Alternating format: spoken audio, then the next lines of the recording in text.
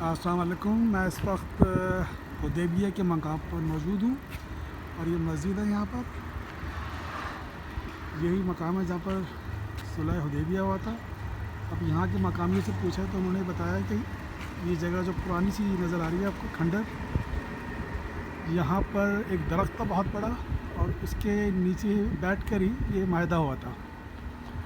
اچھا، اس درخت کو حضرت عمر کی خلافت کے دور میں کٹوا دیا گیا تھا، تو اس کی جگہ پر یہ انہوں نے کھنڈرات سے بنائے ہوئے کچھ نظر آ رہے ہیں آپ کو. یہ عام دنوں میں یہاں کافی رش ہوتا ہے، حاجی آتے ہیں زیارت کرنے کے لیے، لیکن چونکہ کووڈ کی وجہ سے اور حج کی وجہ سے یہ چیزیں بند ہیں. اس وقت کوئی بھی موجود نہیں ہے. اندر چل کے دیکھتے ہیں.